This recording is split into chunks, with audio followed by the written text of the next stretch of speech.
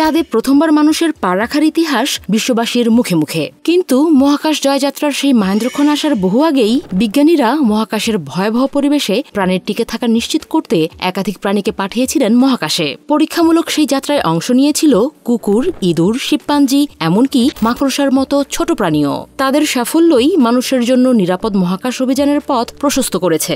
এদের মধ্যে উল্লেখযোগ্য কিছু প্রাণীর মহাকাশ ভ্রমণ নিয়েই আজকের প্রতিবেদন।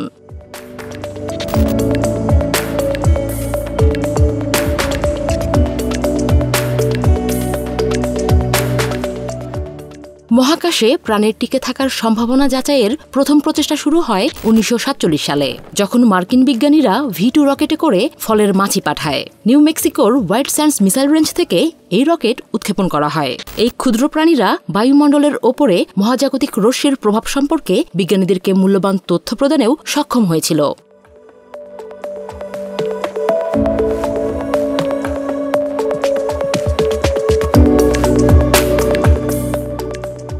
1957 সালে সোভিয়েত ইউনিয়ন পৃথিবীর কক্ষপথে পাঠায় লাইকা নামের একটি কুকুরকে। মস্কোর রাস্তায় ঘুরে বেড়ানো একটি মিশ্র প্রজাতির কুকুর ছিল লাইকা। স্পুটনিক 2 নভোযানে চড়ে মহাকাশে যাত্রা করলেও অতিরিক্ত তাপ ও চাপের কারণে কয়েক ঘন্টার মধ্যেই মৃত্যুবরণ করে লাইকা। এটি ছিল ইতিহাসে প্রথম প্রাণী যে পৃথিবীর কক্ষপথে পৌঁছেছিল।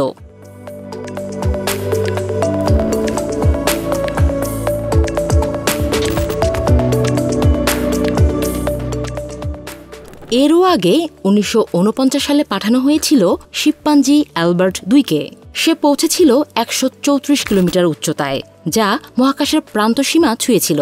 কিন্তু পৃথিবীতে ফেরার পথে দুর্ঘটনায় প্রাণ হারায় সে। পরবর্তী বছর আরও একটি শিম্পাঞ্জি অ্যালবার্ট 1কে পাঠানো হলেও সেও প্রাণে বাঁচেনি। তবে 1961 সালে নাসা পাঠায় হ্যাম নামের একটি শিম্পাঞ্জিকে। সে কেবল মহাকাশে বেঁচে থাকেনি, বরং বোতাম টিপে প্রতিক্রিয়া জানিয়ে প্রমাণ করে মহাকাশেও প্রশিক্ষিত প্রাণী কাজ করতে পারে। হ্যাম নিরাপদে পৃথিবীতে ফিরে আসে এবং 1983 সাল পর্যন্ত বেঁচে থাকে।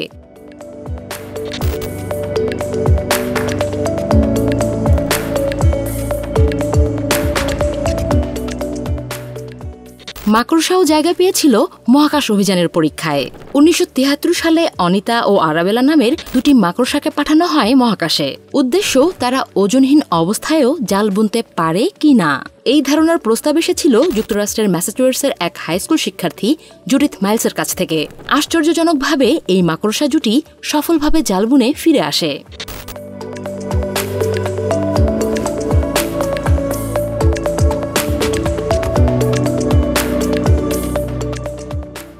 এছাড়া 1950 সালে ফ্রান্সের পক্ষ থেকে প্রথমবার একটি ইঁদুর মহাকাশে পাঠানো হয়।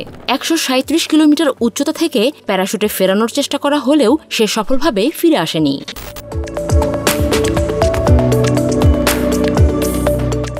এছাড়া কচ্ছপ, মাছি, ব্যাঙ, মাছসহ আরও ছোট প্রাণীগুলো মহাকাশ অভিযানের অংশ হয়েছিল।